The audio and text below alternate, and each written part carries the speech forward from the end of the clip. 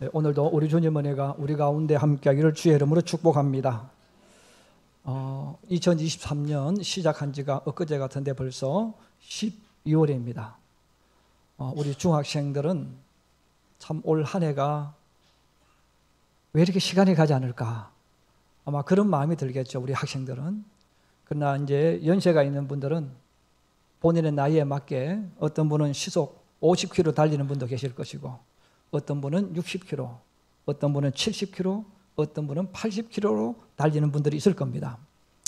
사실은 그것은 중요한 것이 아닙니다. 우리에게 정말 중요한 것은 그 과정 속에서 하나님 은혜를 느끼고 누리고 즐기는 거예요.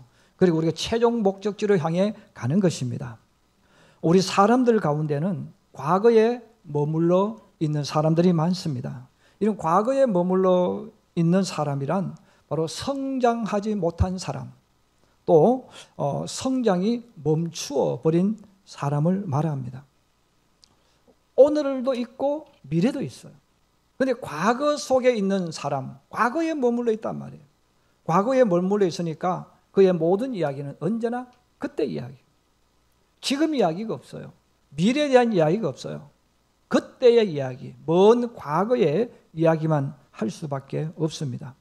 아이가 자라 태어나서 어른이 되기 위해서는 계속하여 성장하고 성숙해야 됩니다.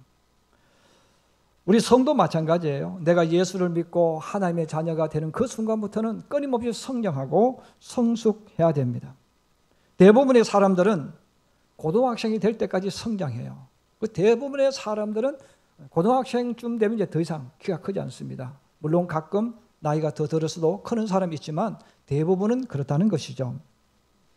그리고 대학생과 청년 시절부터는 성장하는 것보다는 성숙하는 거죠. 여러분, 성장이라는 것은 외형적인 것을 말합니다. 키가 크는 것을 말하는 거죠. 성숙이라는 말은 바로 안에 있는 것을 말한다. 인품, 인격, 사고, 가치, 뭐 이런 것들이죠. 그러므로 여러분, 아름다운 사람, 훌륭한 사람은 겉과 속이 하나로 일체를 이루고 조화를 이루는 사람입니다. 이런 과일도 아름다운 과일, 비싼 과일, 맛있는 과실은 똑같은 거예요. 성장하고 성숙되어 있는 거예요. 사람도 마찬가지라는 거예요. 그러므로 우리 하나님께서 성도에게 원하시는 것이 있다면 그것은 성장하고 성숙하는 것입니다. 그런데 어떤 사람은 키만 크고 속은 아이예요. 실제로 그런 병이 있어요. 그래서 옛날에 갇혀있는 그런 병을 가지고 있는 사람은 옛날만 생각해요.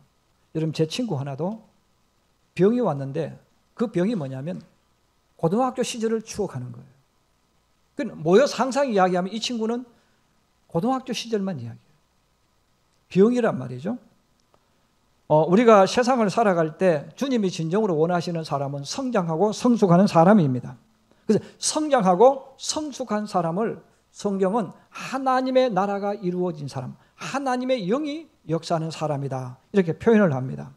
로마서 14장 18절에 우리가 지난주에 계속 말씀을 보았습니다만은, 이러면 성장하고 성숙하는 사람은 열매가 있어요.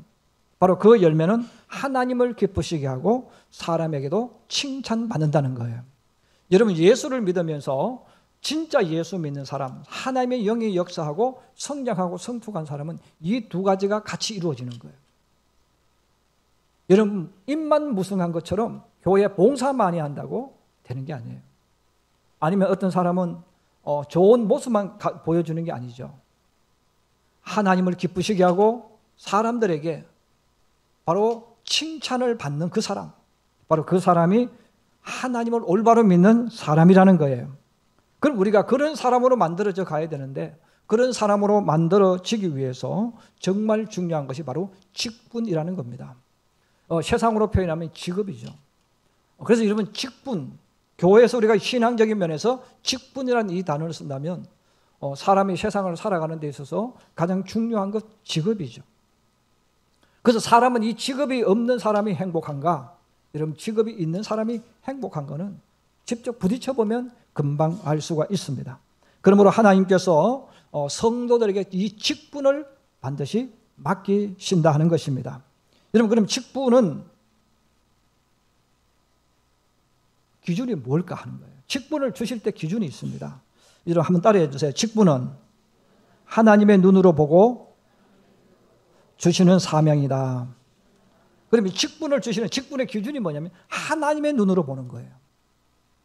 우리가 세상을 살아갈 때 사실 저도 마찬가지입니다만은 대부분의 사람들이 착각하는 것이 있어요. 바로 직업, 이 직분은 내 능력에 따라서 내가 직업을 얻고 직분을 가진다고 생각하는 분들이 많아요. 여러분 그러나 실제로 우리 삶 속에 들어가 보면 내가 능력 있는 것하고 별개의 문제입니다. 회사나 공공기관 같은 곳에서 사람을 선출할 때 여러분 그들은 회사의 눈으로 사람을 보는 거예요. 그 회사의 눈으로 사람을 보고 회사에 필요한 사람을 찾습니다. 그 사람에게 능력이 있는지 없는지 이 판단은 개인이 하는 게 아니에요. 내가 능력이 있어요. 내가 스펙이 좋아요. 그건 개인이 하는 이야기고 회사는 그것을 보지 않는다는 거예요. 그래서 내가 아무리 능력이 있다고 생각해도 회사에서 보았을 때 이 사람은 능력이 없다는 거예요. 지식은 가지고 있을지 몰라도 인격이나 인품은 안 된다는 거예요. 그럼 회사에 뽑지를 않아요. 반대로 나는 능력이 부족하다고 생각해도 회사에서 이만하면 됐다 하면 회사에서 뽑는 거죠. 그럼 우리가 직장에 들어가는 또 마찬가지예요. 내 능력에 따라 되어지는 것이 아니라 회사의 눈으로 보고 회사에 필요하다고 느끼면 그 사람을 뽑는 것입니다. 여러분 하나님께서 성도에게 직분을 맡기실 때 원리도 똑같다는 거예요. 하나님의 일을 위해서 직분을 주실 때도 자신의 입장에서 내가 능력이 된다, 내가 능력이 안 된다라고 생각하는 분들이 많아요. 여러분 하나님께서 우리에게 직분을 맡기실 때는 내 입장에서 나의 능력, 나의 힘 이거는 중요하지 않습니다. 우리 한 번만 더 따라해 주세요. 직분은 하나님의 눈으로 보고 주시는 사명이다. 여러분 이것을 꼭 기억하시기 바랍니다. 그래서 이 능력, 직분이라는 것은 내가 능력이 있느냐 없느냐가 중요한 게 아니에요. 하나님이 보시고 하나님의 눈으로 보시고 하나님이 주시는 것입니다. 우리가 오늘 읽었던 이 본문에도 11절에 말씀합니다. 그가 어떤 사람은 사도로, 어떤 사람은 선지자로, 어떤 사람은 복음 전하는 자로, 어떤 사람은 목사와 교사로 삼으셨다고 그랬어요. 어떤 사람이 사도의 직분을 받았어요. 여러분 그 사람이 사도의 직분을 감당할 만한 능력이 있을까요? 어떤 사람이 선지자로 부름을 받았어요. 선지자의 직분을 감당할 능력이 있을까요? 어떤 사람은 복음 전하는 자로, 어떤 사람은 목사로, 어떤 사람은 교사로 부름을 받았어요. 그럼 그 사람은 그 직분을 감당할 능력이 있느냐는 거예요. 여러분 하나님의 일을 할 만한 능력이 있느냐는 거죠. 없다는 거예요. 누가복음 5장에 보면 갈릴리 바다에서 베드로가 고기를 잡았습니다. 그리고 어릴 때부터 베드로는 고기를 잡았기 때문에 전문가입니다. 갈릴리 바다에 어디에 가면 고기가 많고 어디에 가면 고기가 없는가도 알고 있습니다. 그런 전문가인 그 베드로가 밤새도록 고기를 잡았는데 한 마리도 잡지 못했습니다. 그때 예수님이 그의 배에 오르셨어요. 그리고 베드로에게 말씀하는 거예요. 나를 따라오라. 내가 너희를 사람을 낚는 어부가 되게 하겠다. 이런 예수님이 베드로에게 나를 따라오라고 부르었을 때에 그 베드로는 예수님 앞에 무릎을 꿇었다는 거예요. 왜? 사도의 직분은 예수님의 제자가 되는 이 일은 내 능력과 내 지식과 내 힘으로는 될 수가 없다는 겁니다. 그럼 그걸 어떻게 알 수 있느냐? 본인이 오늘 경험했잖아요. 내가 갈릴리 바다의 어부예요. 전문가예요. 수십 년 동안 그 일을 했어요. 예수님은 고기를 잡지 않았어요. 어부가 아니에요. 근데 그 예수가 자기 배에 타가지고 고기가 없는 곳에 그물을 내리라고 했어요. 깊은 곳에 그물을 내리라는 거예요. 그럼에도 불구하고 그가 깊은 곳에 그물을 내렸습니다. 근데 깊은 곳에 그물을 내렸는데 자기가 여지껏 잡아보지 못한 엄청난 고기가 그물에 걸렸습니다. 고기가 없는 곳에 그물을 내렸는데 자기 평생 잡아보지 못한 어마어마한 양의 고기를 잡은 거예요. 혼자 끌 수가 없어서 그 옆에 있던 야고보와 요한을 불렀습니다. 그 두 사람의 배로 그물을 끌었습니다. 두 사람의 배가 바다에 잠길 만큼 고기를 많이 잡았다는 거예요. 여러분, 이렇게 전문가라고 자칭하는 내가 모르는 그 세계, 여기는 고기가 없다고 느끼는 그곳에 이렇게 많은 고기가 있는 것을 아시는 그분, 내가 어떻게 그분의 제자가 될 자격이 있겠습니까? 이런 베드로의 입장에서는 예수님을 보았을 때 초능력자입니다. 예수님은 초능력자예요. 그 초능력자가 되시는 그분이 나를 불러서 나를 따라오라고 이야기했어요. 여러분, 성경에는 그렇게 나와 있어요. 주여, 나를 떠나소서. 나는 죄인으로소이다. 나는 그걸 감당할 수 없다는 거예요. 예수님이 나를 불렀고 초청했지만 나는 그럴 능력이 없어요. 왜? 어떻게 여러분 깊은 바다 속에 고기가 있습니까? 전문가도 아닌 사람이 나보다 더 잘 알고 있는데, 더 능력이 많은 사람인데 그 초능력자를 내가 어떻게 따라가서 뭘 할 수 있겠어요? 그러므로 베드로는 나를 떠나라 달라고, 나는 죄인이라고 고백했습니다. 이런 베드로가 사도가 된 것은 전적으로 주님이 주신 은혜인 줄로 믿습니다. 그리고 베드로는 자기가 자기의 눈으로 보니까 초라하죠. 자격이 없어요. 그러나 주님은 주님의 눈으로 베드로를 보셨다는 거예요. 자, 그러므로 예수님 베드로가 능력 없는지 알고 있어요. 예수님 베드로의 장점이 무엇이며 단점이 무엇이며 허물이 무엇인가를 알고 있어요. 그럼에도 불구하고 주님은 베드로를 부르신 거예요. 이 사실을 안다면 베드로가 해야 할 일은 딱 한 가지입니다. 믿음으로 따라가는 거예요. 아멘으로 받는 거예요.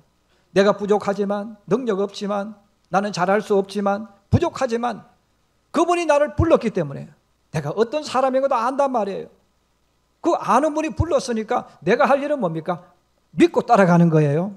아멘으로 따라가는 거예요. 그래서 성경은 말합니다. 베드로가 그 감동과 감격을 가슴에 품고 배와 그물을 버리고, 여러분 지금으로 말하면 직업을 버렸다. 내 직업까지 버리면서 그 예수님을 따라갔다는 거예요. 왜? 이분이 내 이런 형편을 하시고 나를 불러주셨는데 안 갈 이유가 없잖아요. 여러분, 평택시민교회도 평택시민교회의 머리가 되시는 주님께서 교회 직분자를 세우십니다. 우리 성도들 가운데는 가끔 그런 분들이 있어요. 목사님, 저는 능력이 없어서 못합니다. 끝까지 거부하는 사람이 있어요. 여러분, 우리가 믿음의 길을 걸어갈 때 성도들이 계속 착각하고 오해하는 것이 있는데, 그게 바로 뭐냐면 죄라는 문제예요. 하나님 앞에서 죄예요. 성도들이 세상을 살아가면서 교회를 다니면서 나는 교회 다니며 착하게 살았다, 이런 생각하는 분들이 많아요. 여러분, 주님이 내게 말씀하실 때 그 말씀을 거부하는 것보다 큰 죄가 없는 거예요. 근데 우리 성도들은 자기 입장에서 죄를 생각하는 거예요. 나 남의 물건 훔치지 않았어. 여러분, 남의 물건을 훔치지 않은 죄는 용서받을 수 있어요. 그러나 말씀을 거부하는 죄는 용서받지 못해요. 그러므로 여러분, 성경에서 사울이 왜 버림을 받습니까? 하나님 말씀을 버린다는 것은 하나님을 버리는 거예요. 하나님을 버렸다는 말은 나 하나님 없는 내가 이제 인생의 주인공이 된다는 의미잖아요. 그러므로 우리 예수 믿는 사람들이 정말 자기를 되돌아봐야 되는 것이 이거예요.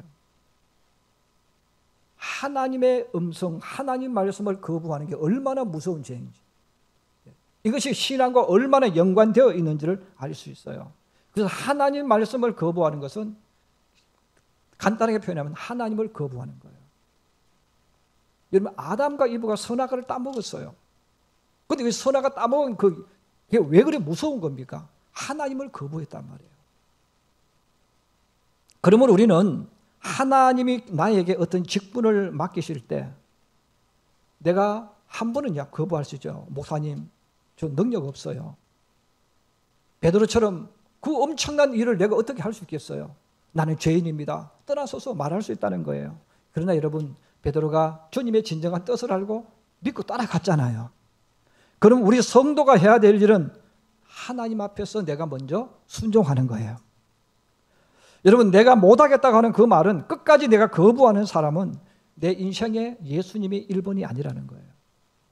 세상 일이 먼저고 내 일이 먼저이고 그 다음에 편하게 교회만 왔다 갔다 하겠다는 뜻입니다.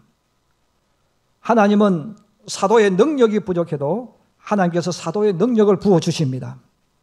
하나님은 선지자의 능력이 부족해도 선지자에게 선지자의 일을 할 수 있도록 하나님의 영을 부어주시는 거예요.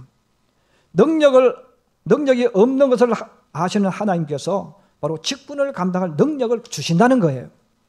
그럼에도 불구하고 우리는 거부한단 말이에요. 그런데 그 거부가 무엇을 의미하는지, 그 죄가 얼마나 큰가를 깨닫지를 못할 때가 많습니다. 우리 평택시민교회에서는 주님 나라와 영광을 위해서 직분이 주어지는데 두 가지 종류의 직분이 주어집니다. 하나는 교회에서 일방적으로 주어지는 직분입니다. 장로, 안수집사, 권사, 서리집사, 구역장, 권찰 이런 것들은 일방적으로 교회에서 내리는 거죠. 또 하나의 직분은 사역하는 직분입니다.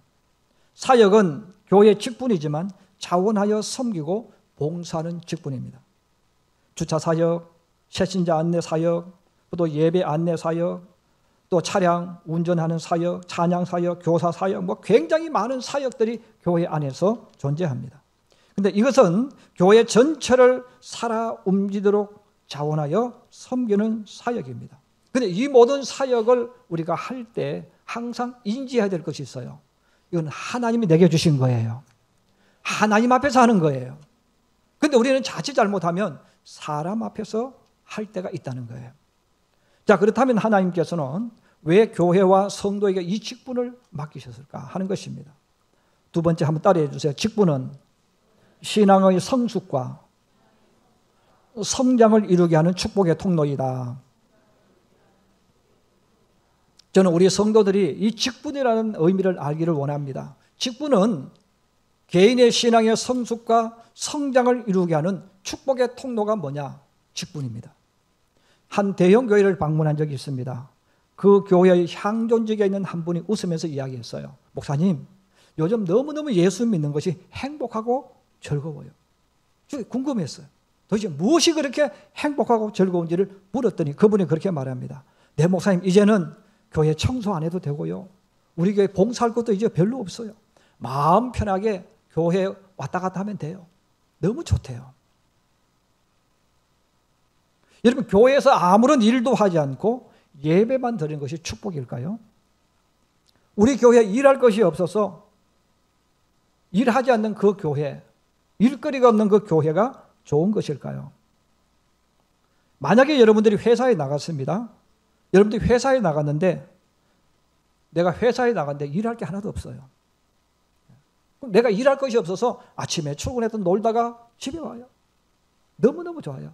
매달 월급 꼬박꼬박 통장에 다 들어와요. 너무너무 좋아요. 나 오늘 회사에 갔는데 일이 없어. 너무 좋아. 놀다가 왔어. 또 월급은 매달 들어와. 이게 좋으냐 이거예요. 여러분, 처음에는 좋은 것 같고 행복한 것 같지만 그 뒤에는 무서운 것이 따라옵니다. 내가 회사에서 일을 하지 않으면 어느 순간 내 실력과 능력이 멈추어지게 됩니다. 시간이 더 지나면 다른 사람에게 뒤처지거나 도태되는 일이 발생합니다. 그럼 일하지 않는 게 좋은 게 아니에요. 내가 일하지 않아도 또박또박 월급 들기 좋은 게 아니에요. 여러분, 내가 실력이 사라지는 거예요. 능력이 소멸되는 것이죠. 회사에서 일을 하는 것은 힘들 수도 있고 짜증나게 할 수 있는 것이지만 그 일을 함으로 인해서 내가 실력이 향상되고 나를 더 높은 곳으로 나가게 만든다는 사실을 알아야 됩니다. 그러면 여러분, 내가 직장에서 일거리 없는 게 축복이 아니에요. 그건 저주예요. 힘들어도 어려워도 내가 그 일을 하면 할수록 내 실력이 자꾸 늘어나는 거예요. 내가 계속 성장하는 거예요. 그러므로 그 일을 통해서 내가 배우고 도전하고 이렇게 하면서 내 위치가 자꾸 높아지는 거예요. 그리고 나를 더 행복하게 만들어주는 겁니다. 여러분, 신앙생활도 똑같습니다. 하나님의 자녀들이 주일날 교회에 나와서 예배를 드리고 아무것도 하지 않고 집으로 가는 거예요. 여러분, 그런 생활을 매주 반복해서 1년만 딱 한번 해보세요. 그 사람은 영적인 파워와 신앙의 불꽃을 잃어버리게 될 것입니다. 그리고 그 사람은 자기도 모르게 신앙이 뭔가, 신앙은 지식적인 신앙으로 바뀌어집니다.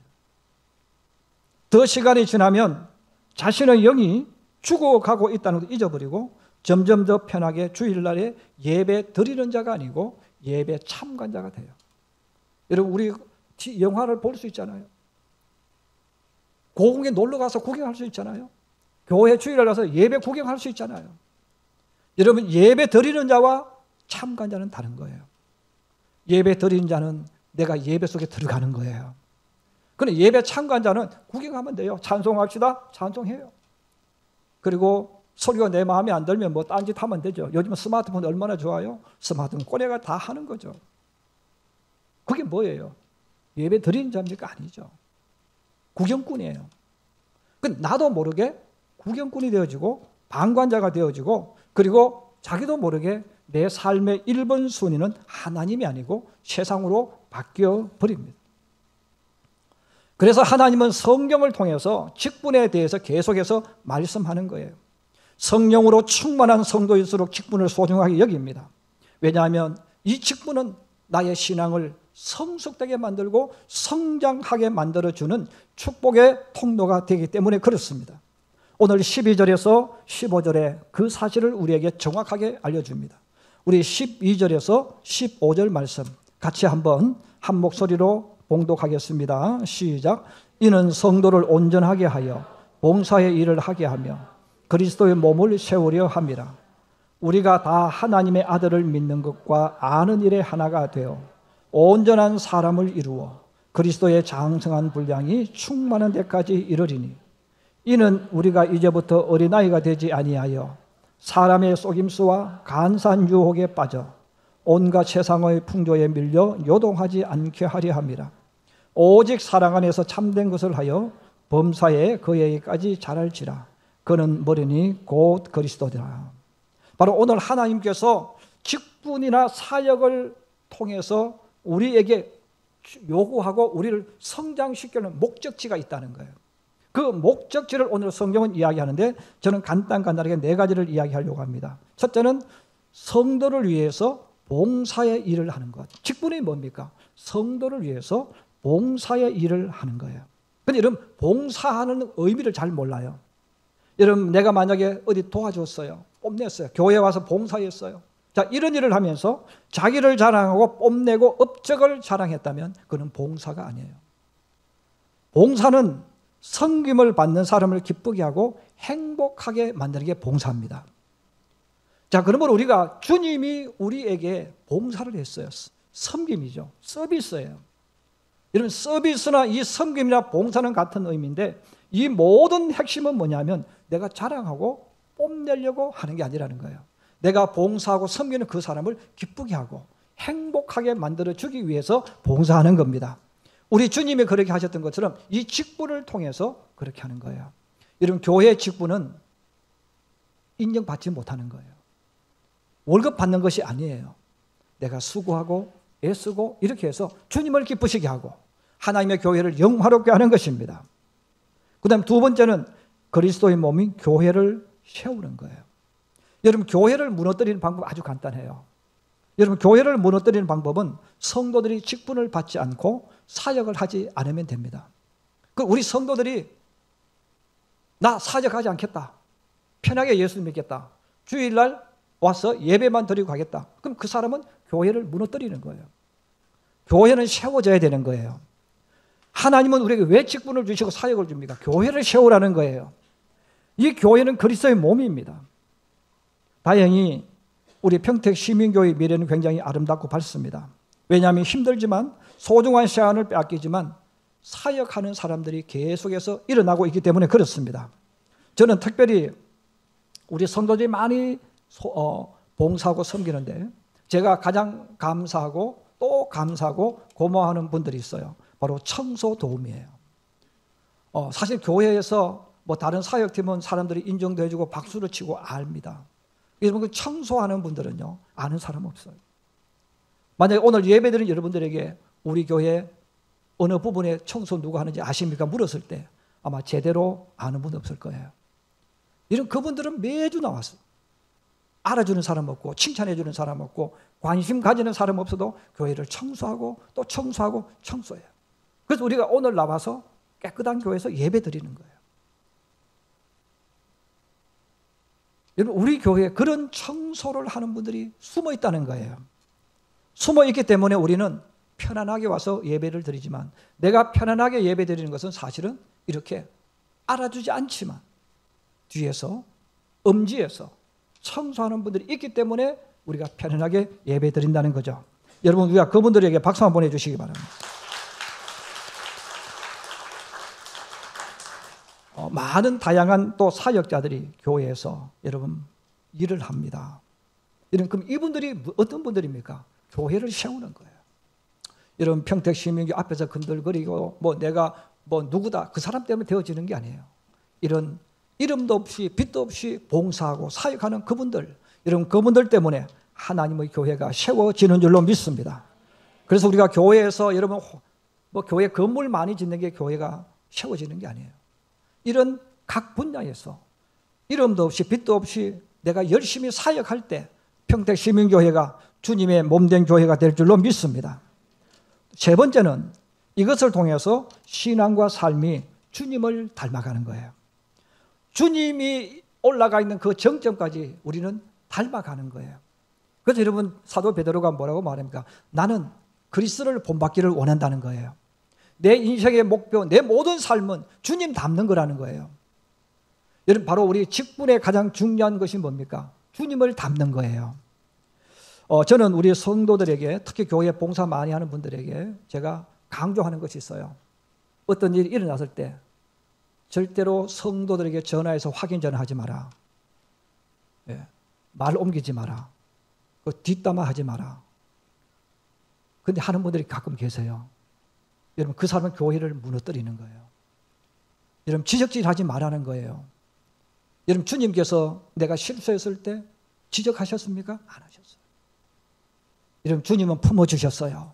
안아주셨어요. 나를 힘을 주시고 용기를 주셨어요. 내가 부족해도 내가 연약해져. 때로는 베드로처럼 나 주님 모른다고 앞에서 부인해도 주님은 지적질하지 않았어요. 책망하지 않았어요. 오히려 베드로를 품어주고 안아준 거예요. 이런 직분을 통해서 우리가 주님을 닮는 거예요. 주님이 나를 안아주시고 내 편이 되어주시고 힘을 주신 것처럼 우리 교회 직분자들이 이 직분을 통해서 그걸 배우는 거예요. 그래서 누가 실수하고 누가 허물이 있으면 꾸지람하고 지적하고 책망하는 게 아니라 안아주고 일어나게 만들어주고 내가 너 위해 기도해 줄게. 여러분, 그게 주님의 모습 아니겠어요? 바로 주님이 그렇게 하신 것처럼 우린 직분을 통해 주님을 닮아가는 겁니다. 그리고 넷째는 자기를 지킬 줄 아는 지혜롭고 현명한 십자가 군병이 되어진다는 거예요. 아이들에게 사탕을 주면 애들이 쫓아옵니다. 그래서 아이들은 사탕 하나 돈 10,000원 주면 쉽게 유혹을 당할 수 있어요. 그러나 어른은 안 당하죠. 이게 적군인지 아군인지 어른 다 알아요. 여러분, 근데 우리가 영적으로 마찬가지예요. 우리 주변에 원수, 마귀, 이단, 사이비가 얼마나 많은지 몰라요. 근데 많은 사람이 그곳으로 간다는 거예요. 왜 그들에게 갑니까? 그 사람은 딱 우리가 한마디로 말하면 신앙이 영적인 수준이 아니라는 거예요. 분별할 줄 몰라. 이단인지 마귀인지 사입인지 구별 못하는 거예요. 하나님이 임하시는 교인이 구별 못해. 그 구별하지 못하니까 누가 가져가면 끌려가는 거예요. 여러분, 가장 훌륭한 신앙인, 아름다운 신앙인의 첫 번째 조건이 자기의 신앙을 지키는 거예요. 디모데후서 4장 7절에서 8절에 말씀합니다. 나는 선한 싸움을 싸우고 나의 달려갈 길을 마치고 믿음을 지켰으니 이제 후로는 나를 위하여 의의 면류관이 예비되었으므로 라고 했어요. 여러분, 하나님이 개인적으로 나에게 직분을 주셨는데 이 직분이 왜 중요합니까? 이 직분 때문에 믿음 지키는 거예요. 이 직분 때문에 주의를 지키는 거예요. 우리 찬양대원들이 찬양을 이렇게 하지만 개인 한 분 한 분이 믿음 좋지만 찬양한다는 직분, 이건 빠지면 안 된다는 직분, 그것이 이를 더 주님 앞에 나오게 만드는 거예요. 그러면서 그들로 하여금 신앙을 지키게 만들고 신앙을 성숙하게 만들어요. 우리가 주님 앞에 갔을 때 주님이 나에게 가장 먼저 찾는 게 뭡니까? 너는 이 땅에 사는 동안 돈 얼마 벌었냐? 너가 어떤 아파트 살았냐? 그걸 물어보시겠어요? 아니죠. 주님이 우리에게 요구하시고 찾으시는 믿음이에요. 그래서 주님은 그 믿음을 지키면 그 믿음 때문에 의의 면류관을 주신다는 거예요. 그러면 우리가 이 땅에 사는 동안 이 직분을 통해서 우리는 내 믿음을 지킬 수 있다는 거예요. 그래서 직분을 맞지 않으면 어떻게 됩니까? 믿음 지키기가 힘들어요. 이런 교회 직분 맞지 않고 한번 다녀보세요. 그냥 예배만 드리고 왔다 갔다 해보세요. 믿음이 자랍니까? 안 자랍니다. 근데 이 직분을 통해서 배우고 또 배우고 또 배우고 또 이렇게 하면서 내 믿음도 지킬 수가 있게 되어지는 거예요. 그렇습니다. 하나님은 저와 여러분이 끝까지 믿음 지키는 사람이 되기를 원합니다. 영원한 나라에 들어오기를 원하십니다. 그러므로 이 믿음을 지키고 내 선한 믿음의 삶을 살기 위해서 가장 중요한 것은 바로 직분이라는 거예요. 그래서 이 직분이 때로는 십자가가 될 수도 있고, 때로는 이 직분이 나를 힘들게 할 수도 있고, 때로는 이 직분 때문에 잃어버리는 것이 있을 수 있어요. 그러나 더 많은 것을 얻게 될 줄로 믿습니다. 우리가 다시 한번 되돌아보면서 여러분들이 세상 속에서 직업이라는 것 너무너무 힘들지만, 때로는 가고 싶지 않지만, 여러분 그 직업 때문에 여러분이 사랑받고 존경받고 여러분의 위치를 확보하는 거 아니겠어요? 이것처럼 직분도 똑같다는 거예요. 그러므로 하나님 내게 주신 이 직분을 다시 한번 되새김질 하면서 이 직분을 베드로처럼 아멘으로 받고 믿음으로 따라가고 또 그 길을 걸어가다 보면 나도 모르게 사도가 되어 있고 또 주님이 축복하시는 그 길에 들어선다는 것 기억하셔서 다른 것은 다 잃어버려도 이런 믿음은 꼭 지키면서 직분을 감당하는 저와 여러분 되기를 주님의 이름으로 축복합니다. 축복합니다.